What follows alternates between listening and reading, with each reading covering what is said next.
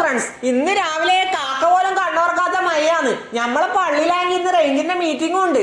ഉസ്താദ് എന്നോട് കുറച്ച് കസാര എടുത്ത് വെക്കാൻ വേണ്ടിട്ട് പോവാൻ പറഞ്ഞു. കസാരയിലും വെച്ച ഷെഡിന്റെ ചാവി എന്റെ കൈമിലുള്ളേ. ഞാൻ ആ താക്കോലും എടുത്ത് പള്ളിയിലേക്ക് പോയി. ഉസ്താദിന് ചാവിയും കൊടുത്ത് ഞാൻ പുരക്ക് വന്നിട്ട് കടന്ന് ഉറങ്ങിപ്പോയി. അതുകൊണ്ട് എനിക്ക് യോഗത്തിന് പോകാൻ പറ്റിയിട്ടില്ല. ളുഹർ നിസ്കാരത്തിന് ശേഷം നമ്മളെ നാട്ടിൽ ഔക്കർക്കാന്റെ മോളെ നിക്കാണ്ട് അന്നെയും വിളിച്ചിന്. ഞാൻ കുളിച്ച് പാനും കുപ്പായെല്ലാം മാറ്റി നിക്കാന് പോയി. ഞാനാടെ എത്തുമ്പോഴത്തേക്ക് പുയ്യാപ്പള്ളി പെണ്ണിന്റെ ഉപ്പിയും നിക്കാന് വേണ്ടി തയ്യാറാക്കി ഇരിക്കുന്നുണ്ട്.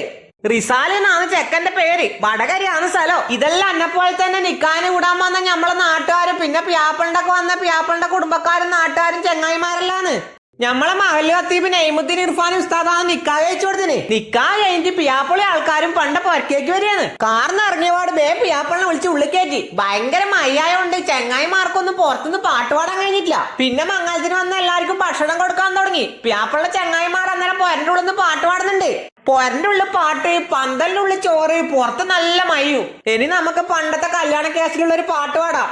പാൽനില പുഞ്ചിരി തൂകുമാ സുന്ദരി പേരെഴും ഹൂറി പൂമകൾ ഫാത്തിമ പോരിശേറിടും ത്വാഹതൻ കൺമണി പൂരിതാനൂറ് പൂമകൾ ഫാത്തിമ പാരിലെ നാരിമാർ ആകയിൽ മാതൃക പൂവിയാൾ ഹാഷിം പൂവിതൾ ഫാത്തിമ.